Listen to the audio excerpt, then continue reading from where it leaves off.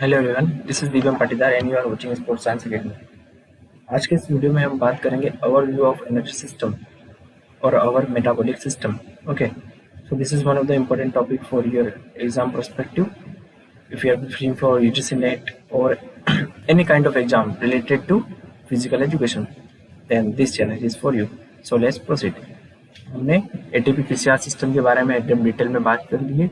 इसकी वीडियो आपको लिंक में मिल जाएगी, आप वहाँ से देख सकते हो। ठीक है, तो जैसे कि आपको पता ही है, हमारी बॉडी में एनर्जी सिस्टम 3 टाइप के होते हैं: ATP PCR system, second one is glycolytic system, and third one is oxidative phosphorylation. Okay, phosphorylation. So these are the 3 kind of energy system. So when we perform any physical activity जिसकी duration और intensity अगर fast है, suppose if you are performing 100 metre race, ठीक है, तो जिसका timing हमारा 1 से लेके 10-11 सेकेंड तक रहता है, तो उस टाइम पे हमारा रिक्रूटमेंट होगा किसका? ATP PCR system will be the dominating energy system, right. But अगर हम क्या करते हैं, 400 मीटर या 800 मीटर करते हैं, तो उस टाइम पे हमारा कौन सा एनर्जी सिस्टम डोमिनेटिंग होगा? या 400 मीटर हम करते हैं सपोज, ठीक है, तो उस टाइम पे हमारा होगा glycolytic energy system will be the dominating factor. Okay, इसका ग्राफ छोटा आएगा क्योंकि जो रेट ऑफ एनर्जी सिस्टम है वो थोड़ा सा कम है as compare to ATP PCR system. तो वहाँ पे कौन सा रहेगा? हमारा glycolytic system. And another thing, if you are doing exercise for longer duration, suppose आप 5 किलोमीटर रनिंग कर रहे हो या 10 किलोमीटर रनिंग कर रहे हो, तो उस टाइम पे the most dominating energy system will B oxidative phosphorylation. तो क्या होगा वहाँ पे? एनर्जी कैसे सप्लाई होगी? ये ऑक्सीडेटिव फॉस्फोराइलेशन। ठीक है, अब यहाँ पे देखो, सबसे ज्यादा और फास्ट एनर्जी हमें मिल रही है एटीपी और पीसीआर सिस्टम से, कम टाइम में ज्यादा, मतलब जो रेट ऑफ एटीपी सिंथेसिस है वो कब से सबसे ज्यादा है? एटीपी पीसीआर सिस्टम में, ठीक है, और इसमें और सबसे कम है यहाँ पर। यहाँ पे है use amount of energy secretion, ये लंबे टाइम के लिए है, और ज्यादा टोटल अमाउंट देखें तो ऑक्सीडेटिव फॉस्फोराइलेशन में एनर्जी का सिंथेसिस ज्यादा होगा। सेकेंड थिंग, यहाँ पे ओवरलैप कर रहा है, ठीक है, ये यहाँ पे भी स्टार्ट हो सकता है डिपेंडिंग ऑन द इंटेंसिटी। तो यहाँ पे इसका मतलब है कि कोई एक सिस्टम कंप्लीटली एक सिस्टम एक्टिवेट नहीं रहता है, ठीक है, सारे सिस्टम एक साथ एनर्जी प्रोवाइड करते हैं, but the ratio depend on the intensity and duration of exercise. Okay, अगर हम यहाँ पे करते हैं 100 मीटर परफॉर्मेंस और 400 मीटर, तो यहाँ पे क्या होगा? मैक्सिमम एनर्जी सप्लाई रहेगा वो ग्लाइकोलाइटिक सिस्टम से रहेगा। सपोज हम कर रहे हैं 5 किलोमीटर रनिंग, तो 90% 95% एनर्जी सिस्टम सप्लाई होगा ऑक्सीडेटिव फॉस्फोराइलेशन से, 10% में भी anaerobic. This glycolytic and ATP PCR system is anaerobic. Okay, and this is aerobic energy system. Got it? तो ये था हमारा ड्यूरेशन के हिसाब से।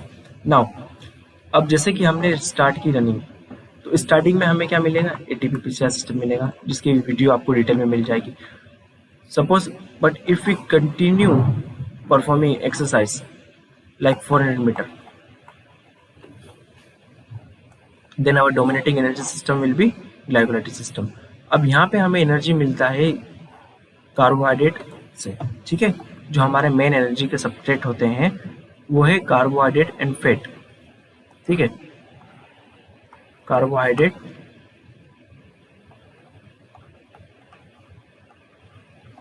एंड फैट, ठीक है। अब यहाँ पे क्या होगा? कार्बोहाइड्रेट हमें एनर्जी देगा, मीन्स ग्लूकोज हमें एनर्जी देगा। तो बिगिनिंग होती है यहाँ पे, ये दोनों का जो पाथवे है वो कॉमन रहता है ग्लूकोज के ब्रेकडाउन से। क्या होगा? ग्लूकोज का ब्रेकडाउन होगा, ठीक है, 10 to 11 एंजाइमेटिक रिएक्शंस होगी और बनेगा, क्या बनेगा? पायरूवेट।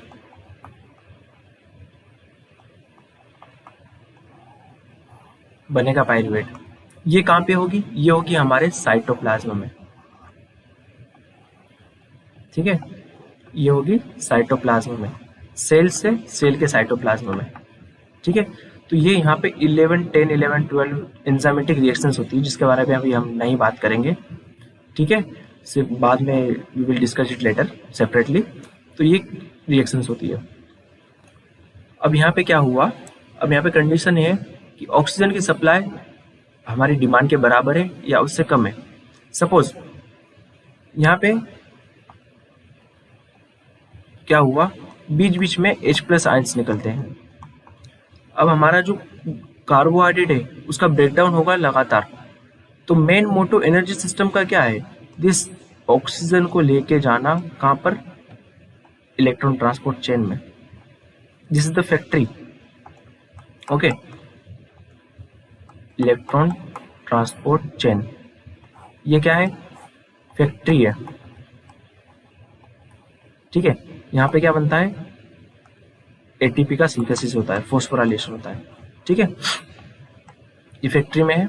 हमें किसी भी, हमारा जो मोटो है इस एनर्जी सिस्टम का है, जैसे जैसे कार्बोहाइड्रेट का ब्रेकडाउन होते जा रहा है नीचे डाउन टुवर्ड्स द चेन, यहाँ पे H+ आयंस को कैरी करके ले जाना है कहाँ पे? दिस इलेक्ट्रॉन ट्रांसपोर्ट चेन में। ये this is the motto of this energy system, ठीक है, ताकि यहाँ पे हमें H+ आयन यहाँ पे पहुंचेगा तो एटीपी का सिंथेसिस होगा। अब वो कैसे? अब यहाँ पे जैसे जैसे ब्रेकडाउन होते जा रहा है तो एक सबस्ट्रेट लेवल पे भी एक जो H+ आयंस का सिक्रेशन होते जाएगा इन बिटवीन सबस्ट्रेट लेवल पे, हमने आपने कई बार देखा होगा, ठीक है। तो इस H+ आयन को कैरी करके ले जाता है एक vehicle. One truck is responsible for this carrying this H+ ion. उस ट्रक, 2 ट्रक है, एक बड़ा ट्रक है और एक छोटा ट्रक है, ठीक है। ये 2 ट्रक है जो कि H+ आयंस को कैरी करते हैं इस फैक्ट्री में ताकि एनर्जी का सिंथेसिस हो। इसका नाम है NAD और इसका नाम है FAD, ठीक है, निकोटिनामाइड डाइएमाइड। तो ये NAD FAD है। NAD क्या करेगा, FAD का क्या करेगा, इस H+ आयन को कैरी करके ले जाएगा कहाँ पे? यहाँ पे, ठीक है, यहाँ पे H+ आयन को लेके आएगा। ये H+ आयंस यहाँ पे क्या करेंगे, यहाँ साइटोक्रोम्स लेंगे, ठीक है। बस अभी इतना ऊपर ऊपर समझ लीजिए कि H+ आएंगे, साइटोक्रोम को ट्रांसफर होगा, ये साइटोक्रोम इसे ट्रांसफर करेगा, इसे ट्रांसफर करेगा। तो ऐसे करते करते यहाँ पे क्या होगा कि ये चेन चलते जाएगी, ठीक है। H+ आयन एक दूसरे को क्या बोलेंगे हम, डिस्ट्रीब्यूट होते जाएंगे डाउन टूवर्ड द चेन, मतलब चेन में साइटोक्रोम H+ आयन का ट्रांसफॉर्मेशन होगा। In between this transformation, transformation से क्या मिलेगा हमें? एनर्जी का सिंथेसिस होगा, एटीपी का सिंथेसिस होगा, ठीक है। जो मेन है एनर्जी वो यहीं से मिलेगी बाय दिस ट्रांसफॉर्मेशन। और एट द लास्ट यहाँ पे क्या हुआ, H+ आयन आएगा, ऑक्सीजन के साथ जुड़ेगा और H2O बाहर निकलेगा, ठीक है। This is the process, general process. अब यहाँ पे क्या है मेन चीज, यहाँ पे ऑक्सीजन की अवेलेबिलिटी होना जरूरी है। दिस केमिकल रिएक्शन में ऑक्सीजन की रिक्वायरमेंट है, ठीक है। यहाँ तक तो हमें कुछ खास ऑक्सीजन की जरूरत नहीं पड़ी, यहाँ तक क्या हमें ऑक्सीजन की जरूरत नहीं पड़ी। अब इसके बाद में 2 ऑप्शन आते हैं, वेदर ये कंटिन्यू एरोबिक होते रहे और ये ट्रांसफर हो सकती है एनएरोबिक में।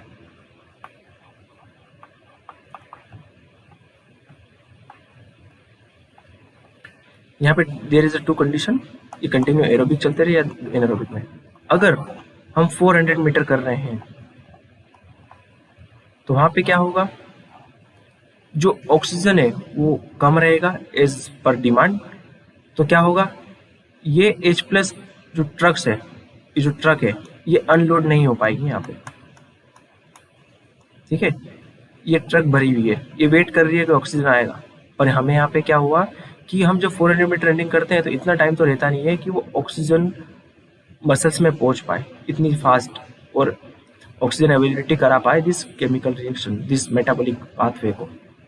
तो यहाँ पे ऑक्सीजन की अवेलेबिलिटी नहीं है। तो ऑक्सीजन की अवेलेबिलिटी अगर नहीं रहेगी तो यहाँ पे NAD फ्री नहीं हो पाएगा, मीन्स दिस ट्रक अनलोड नहीं हो पाएंगे।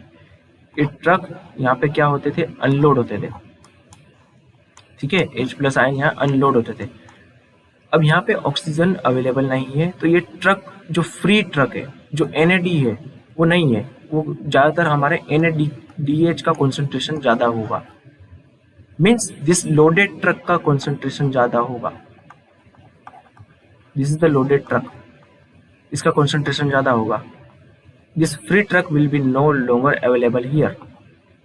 तो ये क्या है, H+ आयन यहाँ पे ऐसे फ्री घूमता रहेगा, दिस फ्री H+ आयन यहाँ पे फ्री घूमता रहेगा। Let me clarify this. यहाँ पे हमने दिया था पायरुवेट, ठीक है, तो ये H+ आयन कौन कैरी करके ले जाता था, NAD, मीन्स दिस ट्रक लेके जाता था। अब यहाँ पे ये ट्रक खाली नहीं हो पा रहा है, बहुत सारे H+ आयन्स पे बहुत सारे मीन्स सारे NADH पे H+ आयन है, क्योंकि ऑक्सीजन नहीं है। अब ये H+ आयन यहाँ पे ऐसे ही रह जाएगा, इसको कुछ ना कुछ कैरी करने के लिए चाहिए, ये बड़ा बदमाश, मतलब अकेले नहीं रह सकता, H+ आयन किसी के साथ में जुड़ना जरूरी है। तो पायरुवेट बोलेगा, पायरुवेट क्या कर लेगा, इससे पायरुविक एसिड एक्सेप्ट कर लेगा H+ आयन को टेम्पररी, ठीक है, H+ आयन्स को टेम्पररी एक्सेप्ट कर लेगा, बोलेगा आ जाओ हमारे साथ ज्वाइन कर ले, और फॉर्मेशन कर लेगा लैक्टिक एसिड का। This is the formation of lactic acid. So carbohydrate is, lactic acid क्या है, it complete breakdown of carbohydrate और ग्लूकोज। तो यहाँ पे अभी कंप्लीट ब्रेकडाउन नहीं हुआ, क्योंकि यहाँ पे एनोरबिक पाथवे है, ये दिस इज एनोरबिक पाथवे, यहाँ पे लैक्टिक एसिड का फॉर्मेशन हो चुका है। क्यों, क्योंकि H+ आयन के साथ में कंबाइन हुआ पायरुवेट। H+ आयन क्यों कंबाइन हुआ, क्योंकि जो H+ आयन को कैरी करके ले जाता है इलेक्ट्रॉन ट्रांसपोर्ट चेन में, वो ट्रक अवेलेबल नहीं है, मीन्स वो NAD अवेलेबल नहीं है। अब ये NAD अवेलेबल नहीं है, तो H+ आयन है हमारा, ये किसी के साथ भी जुड़ जाएगा, ये जुड़ जाएगा पायरुवेट के साथ में, पायरुवेट के साथ में जुड़ने के बाद में फॉर्म कर लेगा लैक्टिक एसिड का। इससे हमारी लैक्टिक एसिड नॉर्मली जनरली बनते रहता है बॉडी में, but during exercise this lactic acid का कॉन्सेंट्रेशन बढ़ जाएगा। ये लैक्टिक एसिड के कॉन्सेंट्रेशन के बढ़ने की वजह से क्या होगा, एसिडिटी बढ़ जाएगी, मीन्स हमारा पीएच कम हो जाएगा। एसिडिटी बढ़ जाएगी, जो ब्लड पीएच बढ़ जाएगा, ब्लड पीएच बढ़ने के कारण क्या होगा, हमारे बहुत सारे एंजाइमेटिक रिएक्शंस क्या होंगे, डिस्टर्ब होंगे, है ना। अब मस्कुलर कंट्रैक्शन में कैसे हिंडर करता है ये परफॉर्मेंस लैक्टिक एसिड, हमारे जो एक्टिन और मायोसिन होते हैं, ठीक है, दिस आर द सार्कोमेयर में अंदर जो एक्टिन और मायोसिन होते हैं, ये एक्टिन है, ये एक्टिन मायोसिन को पुल करता है, ठीक है, तो ये पुल करता है, एक्टोमायोसिन ब्रिज बनता है, तभी यहाँ पे कंट्रैक्शन पॉसिबल होता है। तो एक्टोमायोसिन ब्रिज बनाने के लिए आपको पता ही है यहाँ पे कैल्शियम आयन की जरूरत पड़ती है ना, कैल्शियम आयन की जरूरत पड़ती है। ऐसा आपने सलाइडिंग फिलामेंट थ्योरी अगर पढ़ी होगी तो आपको पता होगा, यहाँ पे हमने एक्टिन और मायोसिन नहीं है, दिस इज योर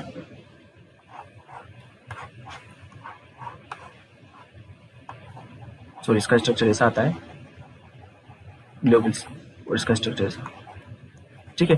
तो ये एक्टिन मायोसिन को पुल करता है, ये मायोसिन है, ये एक्टिन को पुल करेगा अपनी साइड, ऐसे मस्कुलर कंट्रैक्शन होता है। तो ये एक्टिन और मायोसिन को जुड़ना जरूरी है, ये ब्रिज तब बनेगा जब यहाँ से ट्रोपोमायोसिन हटेगा, है ना। ये ट्रोपोमायोसिन तब हटेगा जब ट्रोपोनिन पे कैल्शियम आके बैठेगा, ये ट्रोपोनिन पे कैल्शियम आके बैठेगा। तो क्या होता है, एसिडिटी बढ़ने के से बाइंडिंग कैपेसिटी कैल्शियम की ट्रोपोनिन से खत्म हो जाती है, कम हो जाती है, जिसकी वजह से ये ट्रोपोनिन से अटैच नहीं हो पाता और ये एक्टिन मायोसिन ब्रिज का फॉर्मेशन कम हो जाता है, ठीक है, जिसकी वजह से हमें मस्कुलर कंट्रैक्शन भी हिंड्रेंस हो सकता है, और बोल सकते हैं हमें फटीग जैसा मसल्स टाइटनेस, हिंड्रेंस में परफॉर्मेंस, ये हो सकता है। नाउ यहाँ तक था हमारा लैक्टिक एसिड का फॉर्मेशन। अब ये लैक्टिक एसिड क्या है, इनकम्प्लीट है। ये इनकम्प्लीट लैक्टिक एसिड क्या होगा, मसल्स में रहेगा, तो ये हो सकता है हमारी दूसरी मसल्स में ट्रांसफर, ठीक है, जो रेस्टिंग मसल्स है, ये वर्किंग मसल्स है, जो रेस्टिंग मसल में भी ट्रांसफर हो सकता है, हार्ट में जा सकता है, ठीक है, या तो लीवर में जा सकता है, और अगर हमें एनर्जी की जरूरत नहीं पड़ी, हमने रेस्ट कर लिया उसके बाद, तो ये कहा जा सकता है लीवर में जाके वापस ग्लाइकोजन के फॉर्म में स्टोर हो सकता है, या पायरुवेट में कन्वर्ट हो सकता है, whenever we required energy, और ये दूसरी मसल्स में जा सकता है। तो this is a lactate shuttle, this transferring of this lactic acid to another muscle, ठीक है, for providing energy, this is called lactate shuttle. और इसे हम बोल सकते हैं Cori cycle, this transformation of lactic acid from muscles to liver, ठीक है, यहाँ पे लीवर में जाएगा, यहाँ पे रिमूव होगा मसल से और लीवर में जाएगा, और उससे हम क्या बोलेंगे, कोरी साइकिल, यहाँ पे ग्लाइकोजन के फॉर्म में वापस स्टोर हो सकता है, ठीक है। और this same lactic acid is transform to another muscle fibre, ये अगर अनदर मसल फाइबर में ट्रांसफर हुआ during exercise for providing energy, तो इसे बोलेंगे लैक्टेट शटल। अब यहाँ पे हमारा यह पाथवे क्लियर हो चुका है लैक्टेट वाला। This is your another pathway. अब अगर ऑक्सीजन अवेलेबल है कंप्लीटली, डिमांड और ऑक्सीजन की रिक्वायरमेंट अगर बराबर चल रही है, स्मूथ रनिंग, हम स्लो रनिंग कर रहे हैं 5 किलोमीटर, उस टाइम पे ऑक्सीजन की अवेलेबिलिटी भी अच्छी होगी, मतलब ऑक्सीजन अभी सप्लाई अच्छा होगा और हमारी डिमांड भी नॉर्मल रहेगी। उस टाइम पे क्या होगा, ये H प्लस NADA फ्री रहेंगे और हाइड्रोजन को कैरी कर सकते हैं इलेक्ट्रॉन ट्रांसपोर्ट चेन में। तो ये पायरुवेट उसके बाद में कन्वर्ट होता है एसिटाइल को ए में, ओके, एसिटाइल को ए में।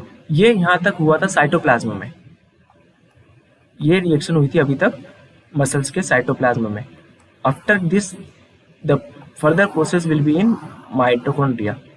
ये हमारा कार्बोहाइड्रेट था, ये बन चुका है पायरुवेट में। Now next process, this is mitochondria. Cells के माइटोकॉन्ड्रिया में होगा आपका नेक्स्ट प्रोसेस हमारी Krebs cycle, and then Krebs cycle के बाद में होगा हमारा इलेक्ट्रॉन ट्रांसपोर्ट चेन, ठीक है, वो भी होगा माइटोकॉन्ड्रिया में। अब यहाँ पे क्या है, this Krebs cycle is nothing, acetyl choline से स्टार्ट होगा, एसिटाइल को एंजाइम से स्टार्ट होगा, और ये एक एंजाइमेटिक रिएक्शन होगी जिसमें क्या होगा, H प्लस आयन रिलीज होंगे, ओके, और कार्बन डाइऑक्साइड आपका बाय प्रोडक्ट की तरह इस्तेमाल होगा, सॉरी,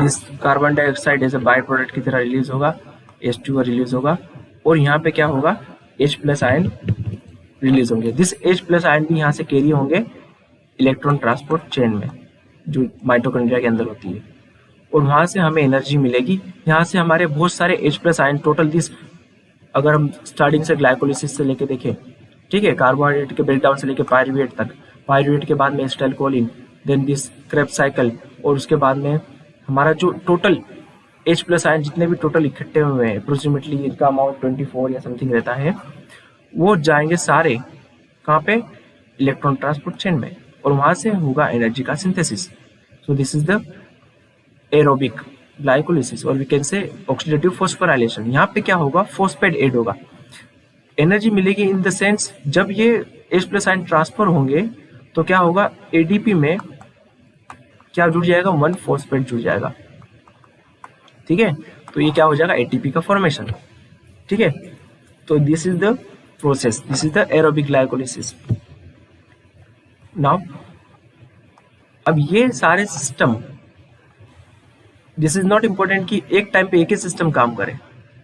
जब हम 5 किलोमीटर रनिंग करते हैं तो उस टाइम पे डोमिनेटिंग एरोबिक ग्लाइकोलिसिस होता है, पर समहाउ हमारा जो ग्लाइकोलाइटिक सिस्टम भी वो साथ में काम करता है। बट अगर हमने इंटेंसिटी बढ़ा दी अचानक से, 5 किलोमीटर रनिंग कर रहे हैं, इंटेंसिटी बढ़ा दी, लास्ट में हम the finish of race last 100 meter में लगाया, उस टाइम पे हमारा again glycolytic system will be the dominating one.